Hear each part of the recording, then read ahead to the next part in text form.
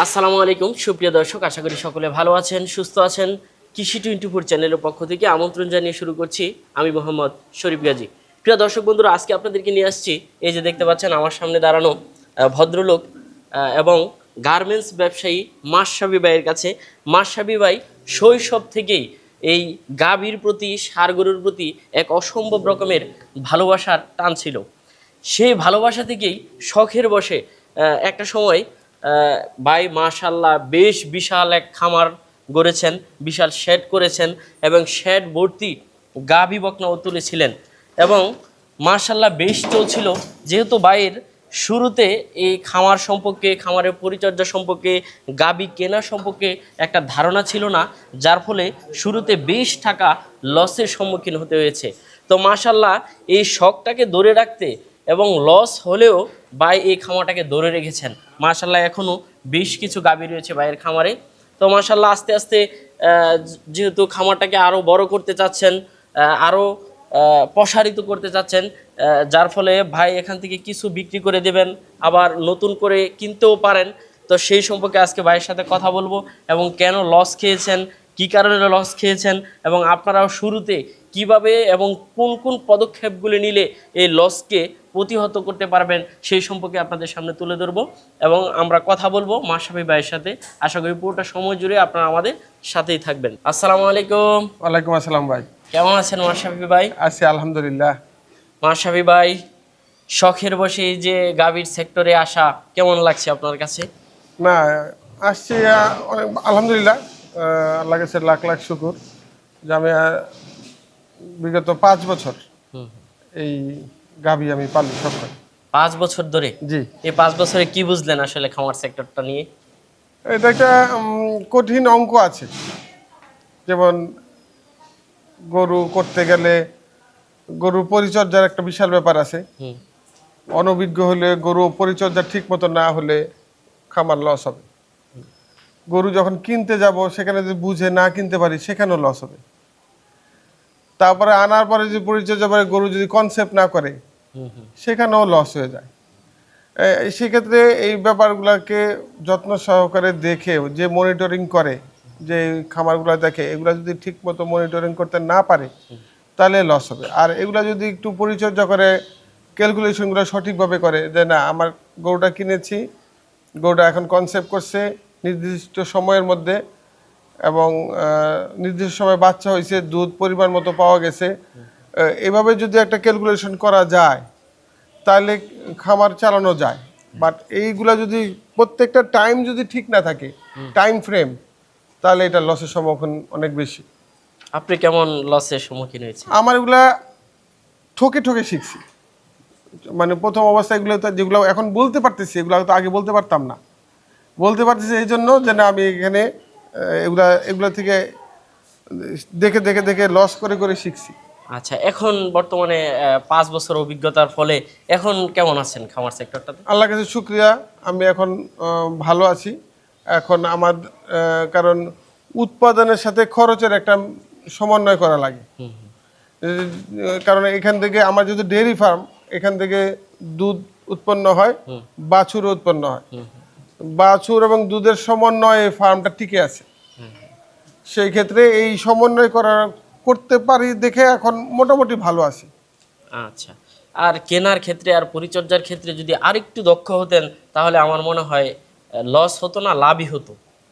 হ্যাঁ, গরু খামার করে যে লস হয় সেটা না, ওই যে বললাম যে গরুর খামার করবে তার অনেকগুলা বিষয় খেয়াল রাখতে হবে। যেমন ঘাসের জমিটা থাকতে হবে, তার কিছু খের থাকতে হবে, শীত মৌসুমে যখন ঘাস থাকবে না খেরের একটা সাপোর্ট থাকতে হবে। আর হলো গিয়ে এই গরু সঠিক সময় কনসেপ্ট করানো, বাচ্চাটা সঠিক সময় হওয়া, দুধের পরিমাণটা ঠিক রাখা, এই পরিচর্যাগুলো করতে পারলে ইনশাল্লাহ লাভ করা সম্ভব। আচ্ছা, তো মাশাল্লাহ খামার তো লস খেয়ে হলেও পরিচালনা করে আসছেন। তো মাশাল্লাহ এখন বেশ কিছু গাভীও রয়েছে। জি। তো এখান থেকে নাকি 2-4টা গাভীও বিক্রি করবেন, তো এই বিক্রিটা কেন? ও আচ্ছা, বিক্রি করার উদ্দেশ্য হলো গিয়ে আমরা একটু রিসাইকেল করি। দেখা যে গাভীটা 1 বছর 1.5 বছর হয়ে গেছে, 2 বছর হয়ে গেছে, এটার একটু চেঞ্জ করে আবার নেই। আবার নতুন গাভী আনি। এটা ওই দুধের পরিমাণটা ঠিক রাখার জন্য, মানে যেহেতু এখানে এটা দুধের উপর নির্ভরশীল এই খামার। আচ্ছা আচ্ছা, মানে খামারে রানিং গাভী থাকতেই হবে। রানিং থাকতেই হবে। এই জন্য দেখা যাচ্ছে যে বাছুর সহ আমরা দুধ সহ বিক্রি করে দিচ্ছি। এইটা আবার একটা নতুন নতুন কিনে আনি, সে দুধের পরিমাণটা যেন নির্দিষ্ট থেকে না কমে। আচ্ছা, যদি তো খামার কি আরো বৃহৎ পরিসরে করার ইচ্ছা আছে কিনা? সময় দেওয়া লাগে, অনেক অনেক সময় দেওয়া লাগে। বৃহৎ করতে গেলে বৃহৎ অনেক সময় দেওয়া লাগবে। আমার কাছে সময়টা খুব কঠিন। চেষ্টা করব, যদি দেখি যে যারা পরিচালনা করে তারা যদি পারে, আমি তো আসলে সঠিকভাবে সময় দিতে পারি না। যে পরিচালনা করে তার যদি দেখি যে না জ্ঞান ঠিক হয়েছে, সে পারতেছে, তাহলে এটা বড় করব। আর যদি বলি যে না সে এখনো অনভিজ্ঞ রয়ে গেছে, তাহলে যা আছে তাই। আচ্ছা, তো দর্শকদের একটু আপনার গাভীগুলো একটু দেখাই। জি প্লিজ। মাশাআল্লাহ ভাই, বেশ সুন্দর একটা গাভী দেখতে পাচ্ছি। জি, কয় দাঁতের গাভীটা? এটা 6 দাঁত। 6 দাঁত। গাব আছে না বাচ্চা দিছে? গাব আছে, বীজ দেওয়া। মানে বীজ দেওয়া? হ্যাঁ, না চেকে হয় নাই, চেকে হয় এটা নাই? 2 মাস হইছে। 2 মাস হয়েছে। হ্যাঁ, বাচ্চা আছে সাথে? বাছুর আছে, উনি বাছুরটা আমি দিব না, এটা বাছুর ছাড়া বিক্রি করব। বাছুর ছাড়া বিক্রি করবে? জি। মাশাআল্লাহ, কেমন দুধ আছে? বাছুর ছাড়া শুধু 2 মাসের গাব আছে, দুধ হ্যাঁ, আছে? দুধ আছে। আচ্ছা, কেমন দুধ আছে এটাতে? এখন ধরুন দুধ আছে 11-12 এরকম। 11-12। হ্যাঁ, আর দারবার এমনি ঠিক আছে তো? দারবার সব ঠিক আছে, কোনো ঝামেলা দহনের নেই। ক্ষেত্রে তো কোনো সমস্যা নেই? না না, কোনো সমস্যা নেই। কোনো সমস্যা নেই। না, কেমন দাম চাবেন এটা? এটা দাম চাইতেছি আমি 2,20,000। 2,20,000? জি, আলোচনা করার সুযোগ আছে তো? আলোচনা করার সুযোগ আছে ইনশাআল্লাহ। আচ্ছা, তো পরবর্তীটা একটু দেখাই। হ্যাঁ মাশাআল্লাহ ভাই, খুব সুন্দর একটা গাভী দেখতে পাচ্ছি। হ্যাঁ, কয় দাঁতের গাভীটা? এটা 4 দাঁত। 4 দাঁত। গাব আছে না বাচ্চা দিছে? এটা বীজ দেওয়া হয়েছে, প্লাস বাচ্চা আছে। ওই বাচ্চা আছে? হ্যাঁ, আচ্ছা, বাচ্চাগুলো আমরা পরে দেখিয়ে দিব। জি, বাচ্চার বয়স কতদিন? বাচ্চার বয়স এটা 5.5 মাস। 5.5 মাস? জি, কেমন দুধ পাচ্ছেন?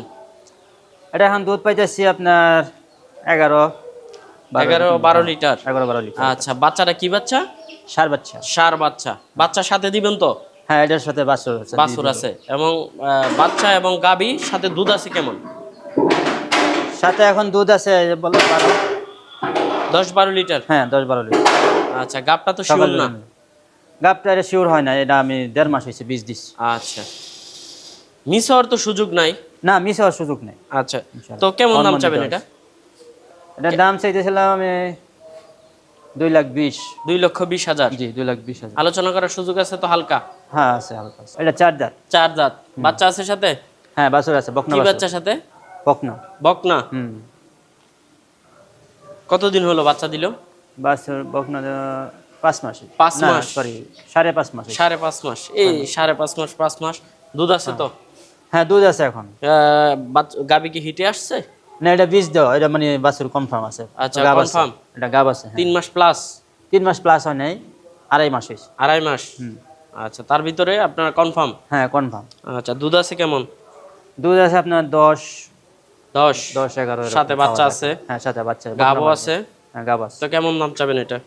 এটার দাম চাইতেছিলাম 2,40,000। 2,40,000? জি, সামথিং আলোচনা করা যাবে তো? হ্যাঁ, আলোচনা করা যায়। সুন্দর একটা বকনা দেখতে পাচ্ছি ভাই, অনেকগুলি বকনাই আছে। শুধু কি এটাই বিক্রি করবেন? হ্যাঁ, শুধু এখানে একটা বকনা। কতদিন বাচ্চার বয়সটা বকনার?